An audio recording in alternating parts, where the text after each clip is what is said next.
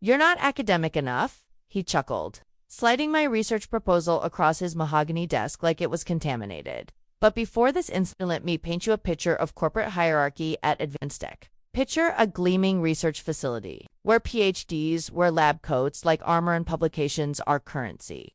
The building itself was a monument to scientific ego, 12 floors of glass and steel. With the executive offices perched on top like a crown, I'm Diana Ramzan, senior research scientist, 5 years deep in materials engineering. And, apparently according to my director, insufficiently academic. My lab was on the 7th floor, wedged between the computational chemistry department and the break room that perpetually smelled like burnt coffee and broken dreams. It wasn't much to look at: standard issue lab benches, a temperamental spectrometer that I'd nicknamed Bertha, and a ventilation system that wheezed like a chain smoker. But it was mine. And in those sterile walls, I'd been quietly revolutionizing polymer synthesis while my colleagues argued about conference presentations and citation counts. Dr. Harrison Blake embodied everything wrong with academic elitism. Harvard PhD, perfectly coiffed silver hair, and the kind of condescending smile that made you want to check your shoes for dog shit.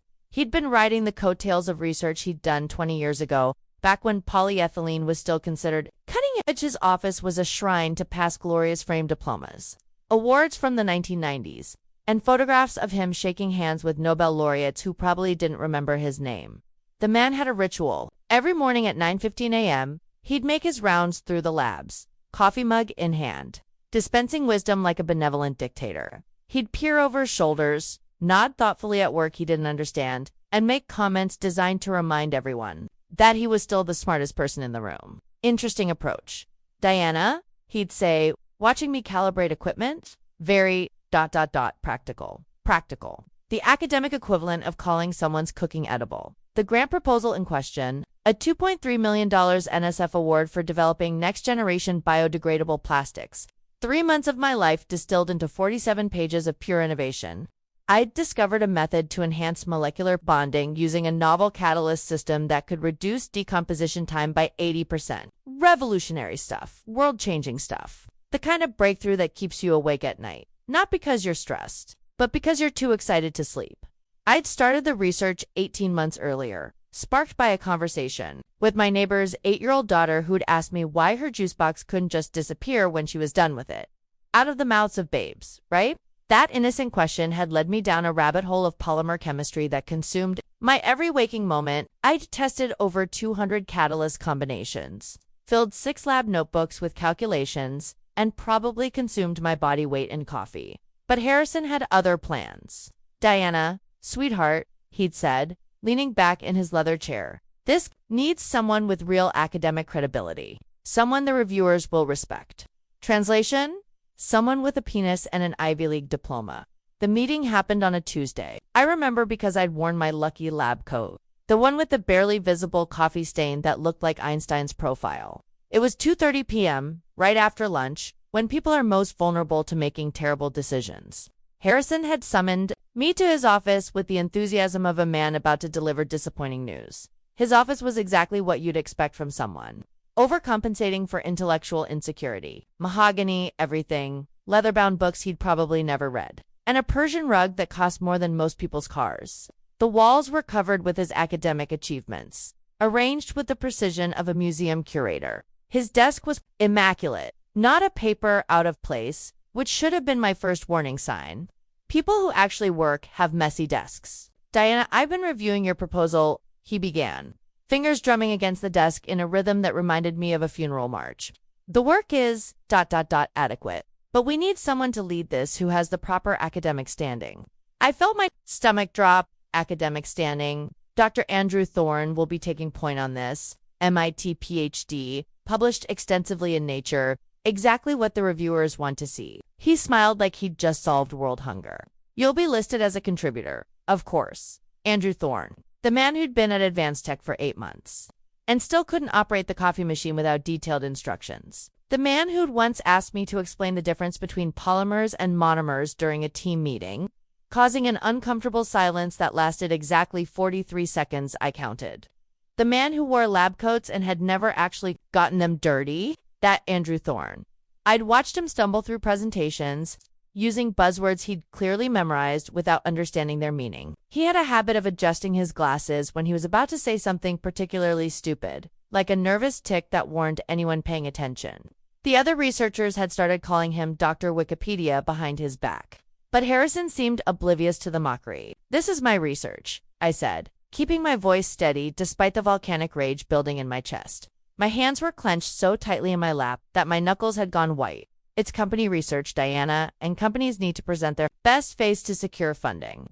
He leaned forward, patting my hand like I was a confused child. "You understand?" I understood perfectly. I understood that 3 months of 18-hour days meant nothing. I understood that my breakthrough discovery was being gift-trapped for someone else. I understood that in Harrison's world, academic credibility meant having the right chromosomes and the right connections. I understood that merit was just a word people used when they wanted to sound fair.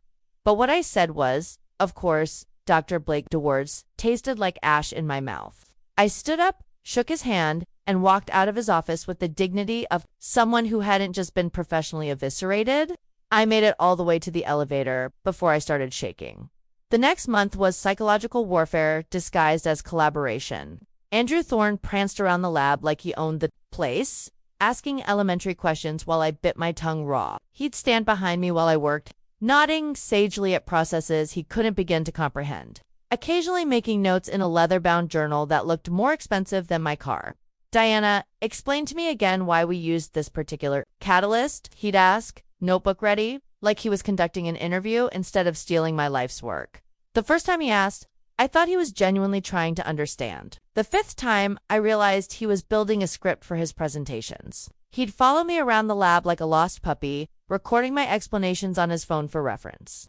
Then I'd watch him present my explanations to Harrison as his own insights. It was like watching someone butcher your favorite song at karaoke, except the audience was applauding. He had this annoying habit of saying "we" when describing my work. We discovered that the catalyst binding affinity increases exponentially with temperature. He'd tell visitors to the lab while I stood there fuming. "We've been working on this for months."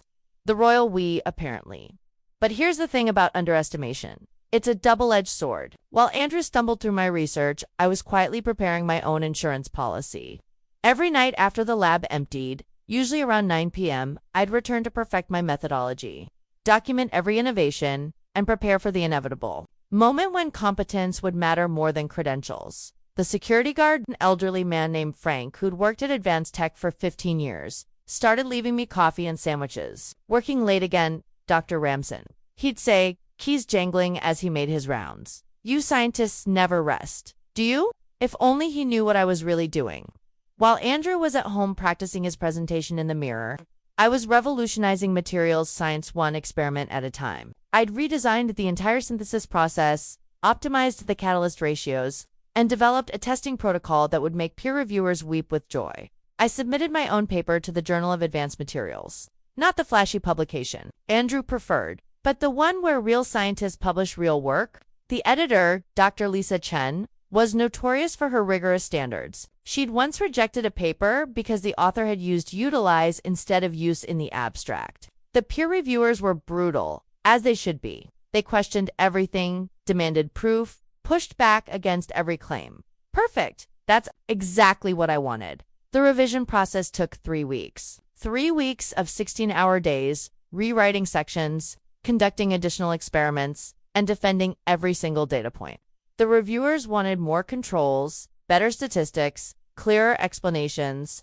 They wanted perfection, and I gave it to them. Meanwhile, Andrew was preparing for his grand presentation to the NSF Review Committee. He'd rehearsed my discoveries so many times that he almost sounded convincing. Almost. But there's a difference between memorizing information and understanding it. When you truly understand something, you can explain it to anyone, adapt it to new situations, answer unexpected questions. When you've just memorized it, you sound like a broken record when someone asks you to elaborate. "Diana," he'd say, "you're so valuable to this team. I really couldn't do this without your technical support." Technical support. Like I was the person who fixed the printer when it jammed. I'd smile and nod, all while planning my next move. Because here's what Andrew didn't understand about science. It's not about who presents the work. It's about who can defend it. And when the time came, I'd be ready. The proposal went out on a Friday. Harrison threw a small celebration in the conference room, complete with champagne and imported cheese that probably cost more than my monthly grocery budget. The conference room was decorated with advanced tech banners and motivational posters about synergy and innovation. Andrew gave a speech about teamwork and innovation, never once mentioning that every innovation had come from my brain. To the future of biodegradable plastics, he toasted, raising his glass. And to the brilliant team that made this possible, I smiled, raised my glass, and said all the right things. Because I knew something they didn't. I knew that in the scientific community, reputation is everything. And reputation is built on one thing: being right. 3 weeks later, my paper was accepted for publication. The reviewers' comments were glowing. They called my work groundbreaking and a paradigm shift in materials science. They cited my methodology as the gold standard for future research. But I didn't tell anyone. Not yet. I printed out the acceptance letter and tucked it into my desk drawer, next to the rejection letter from my first job application 5 years earlier. Sometimes you need to remember where you came from, that the moment of truth arrived on a Wednesday morning. I was in the lab running spectral analysis on my latest batch of samples. When I heard the sound of expensive shoes running down the hallway, Italian leather, probably for Ferragamos, slapping against polished linoleum in a rhythm that spoke of pure panic. Harrison burst through the lab doors like a man possessed. His perfectly styled hair disheveled, his tie askew, his face flushed with panic and confusion. He was clutching a stack of papers in one hand and his phone in the other. And for the first time in 5 years, I saw him looking genuinely rattled.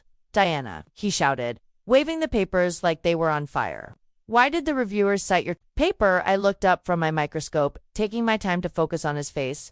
I'd been expecting this moment for weeks, but seeing it happen was still surreal. "I'm sorry, what paper? Don't play games with me." His voice cracked like a teenager's. "The NSF reviewers, they rejected Andrew's proposal. They said, and I quote, 'The methodology presented lacks the sophistication demonstrated in recent publication on polymer synthesis.'" The words hung in the air like a toxic cloud. I could see the exact moment when the implications hit him. His face went through several color changes, red to pale to green, like a traffic light having a nervous breakdown. I set down my pipette, slowly, deliberately. "Oh, that paper.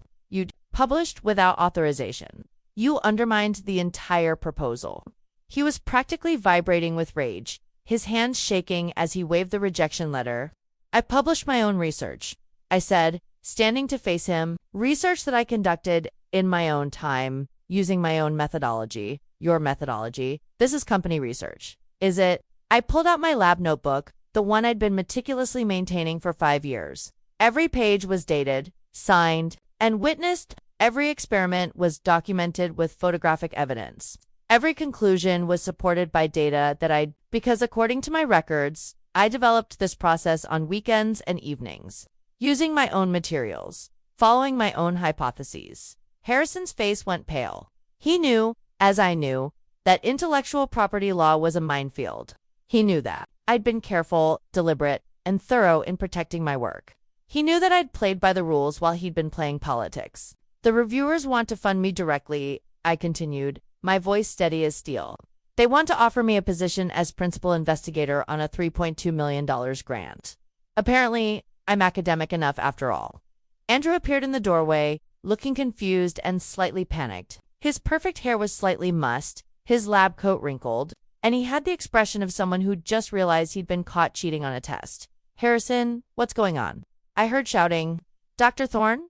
I said, turning to face him. With a smile that could have powered the entire building, "I believe you're no longer needed on this project." The silence that followed was deafening. Harrison stood there, mouth opening and closing like a fish, gasping for air, while the weight of his mistake crashed down around him.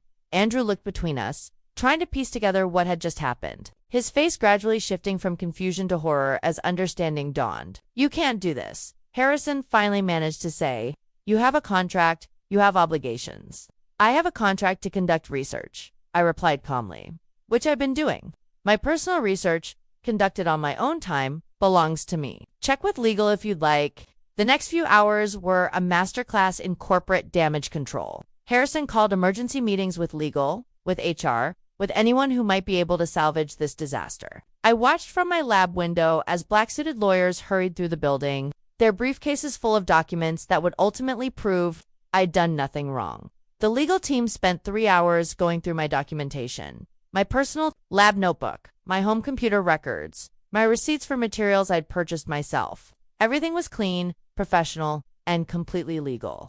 I'd been preparing for this moment for months, documenting every step of my process with the precision of someone who knew they'd eventually have to defend their work. Meanwhile, word was spreading through the building. The research community is smaller than you'd think, and news travels fast. By lunchtime, everyone knew that Diana Ramzan had published a paper that had torpedoed Advanced Tech's biggest grant proposal. Some colleagues looked at me with newfound respect. Others avoided eye contact entirely. I spent the afternoon fielding calls from colleagues, from reporters, from other institutions wanting to poach me. My phone buzzed constantly with congratulations and job offers. Stanford, MIT, Berkeley universities that had never given me a second glance before were suddenly very interested in my research. The scientific community had spoken, and they'd chosen competence over credentials.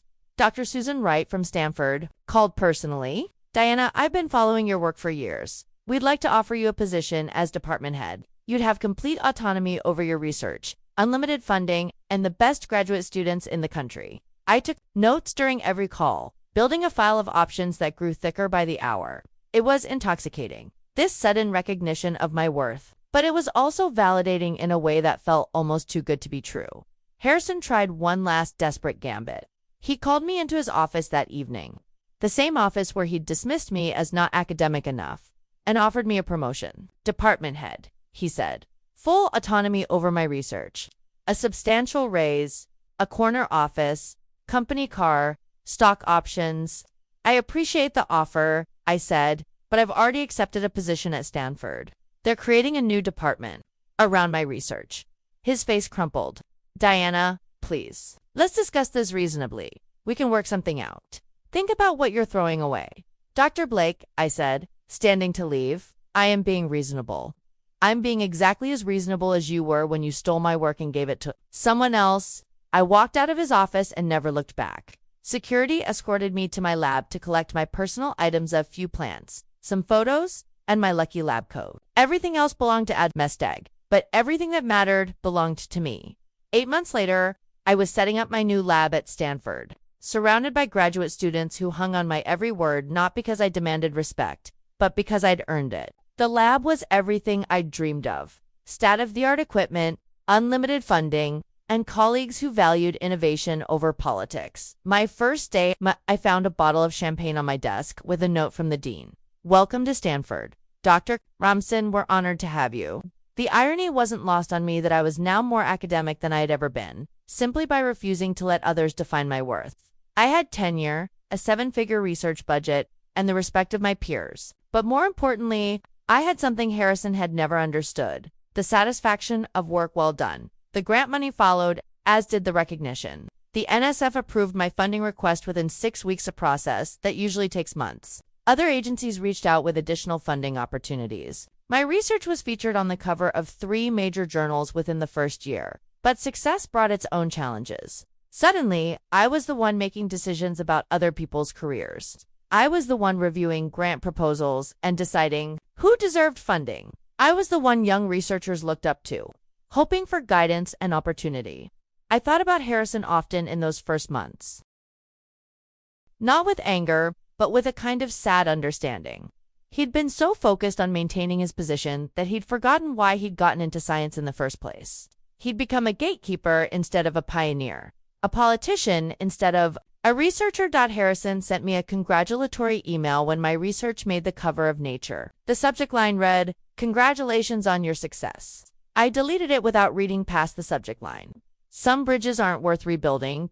Andrew Thorne left Advanced Tech 2 weeks after I did. Last I heard, he was working at a small consulting firm in Nebraska, far away from any lab that might expose his limitations. I felt no satisfaction in his downfall. If anything, I felt sorry for him. He'd been a pawn in Harrison's game, just as I had been. The real victory wasn't in their failure, but in my success. I'd proven that merit matters, that good work speaks for itself, and that sometimes the best response to dismissal is undeniable excellence. So here's my question for you. How many brilliant minds are sitting in labs right now, being told they're Not good enough by people who couldn't replicate their work if their careers depended on it. How many breakthroughs are being suppressed because someone decided that credentials matter more than capability? The statistics are sobering. Women in STEM fields are 40% more likely to be interrupted during presentations, 60% more likely to have their ideas attributed to male colleagues, and significantly less likely to receive funding for their research. These aren't just numbers, they're dreams deferred, innovations delayed, and human potential wasted. But here's what I've learned. Excellence is the ultimate equalizer. When your work is undeniably good, when your results speak for themselves, when your methods become the gold standard, that's when the gatekeepers lose their power. The next time someone tells you that you're not academic enough, not experienced enough, not whatever enough, remember this story. Remember that excellence speaks for itself, but only if you're brave enough to let it. Remember that sometimes the best revenge is simply being undeniably right. Document everything. Protect your work, trust your instincts, and never let anyone convince you that your contributions don't matter, because they do. They matter more than you know. The future of science depends on people like you, people who refuse to accept that mediocrity deserves recognition simply because it comes with the right pedigree. Keep pushing boundaries. Keep proving doubters wrong. Keep believing that merit matters, even when the system suggests otherwise. Thanks for listening to my story. If you've got your own tale of workplace justice, I'd love to hear it in the comments. And remember, your work belongs to you. Don't let anyone convince you otherwise. Until next time, keep pushing boundaries and proving doubters wrong.